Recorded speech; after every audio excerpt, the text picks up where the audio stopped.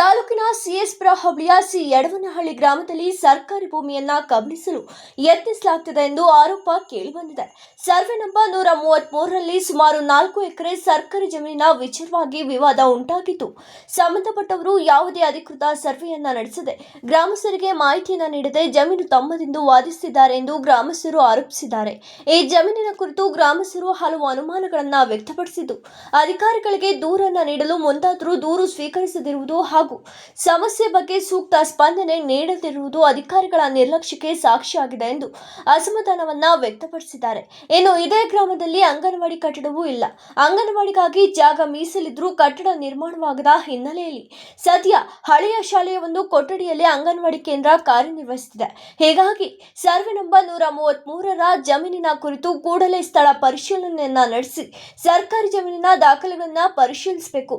ಯಾವುದೇ ಅಕ್ರಮ ಕಬಳಿಕೆ ಯತ್ನ ನಡೆಸುತ್ತಿದ್ದರೆ ಸೂಕ್ತ ಕ್ರಮವನ್ನ ಕೈಗೊಂಡು ಗ್ರಾಮದ ಸಾರ್ವಜನಿಕ ಹಿತಾಸಕ್ತಿಯನ್ನ ಕಾಪಾಡಬೇಕು ಎಂದು ಗ್ರಾಮಸ್ಥರು ಒತ್ತಾಯಿಸಿದ್ದಾರೆ.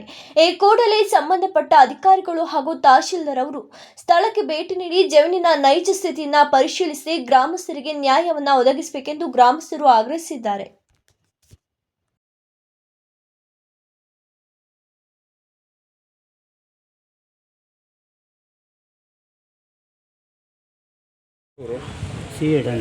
ಏನಾಗಿದೆ?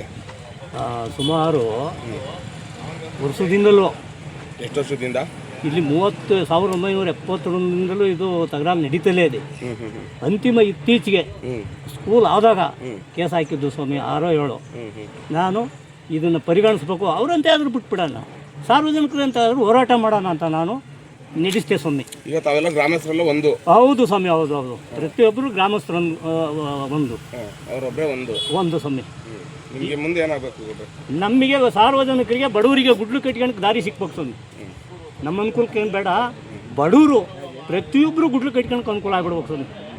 ಮುಂದೆ ಏನು ಮಾಡಬೇಕು ಅಂತ? ಮುಂದೆ ಬಡವರಿಗೆ ಅನುಕೂಲ ಆಗ್ಬೇಕು ಸ್ವಾಮಿ. ಯಪ್ಪ ನಮ್ಮದು ಬರೀ ಮಿಸ್ಸಿಂಗ್ ಕಟ್ತಾ ಸ್ವಾಮಿ. ಪ್ರತಿಯೊಂದು ರೆವಿನ್ಯೂಯಲ್ಲಿ ಮಿಸ್ಸಿಂಗ್ ಕಟ್ತಾ ತಯಾರಿಸಿ ನಮಗಾಗೈತೆ ತಾವು ದಯವಿಟ್ಟು ಸ್ಕೂಲ್ ನೋಡಿ, ಮಕ್ಕಳು ಆಟಕ್ಕೆ ಮೈದಾನ ಐತಾ ಇಲ್ವಾ, ಗೋಕಟ್ಟೆನೂ ಅಕ್ವೈರ್ ಮಾಡ್ಯಾರ ಸ್ವಾಮಿ. ನಾನು ಹೋರಾಟ ಮಾಡಿದೆ, ಸಾರ್ವಜನಿಕರಂತೆ ಉಳಿಬೇಕು ಅಂತ ನಾನು ಹೋರಾಟ ಮಾಡಿದ್ದೇನೆ ಹೊರತು ನನ್ನ ಸ್ವಂತಕ್ಕೋಸ್ಕರ ನಾನು ಹೋರಾಟ ಮಾಡಿಲ್ಲ.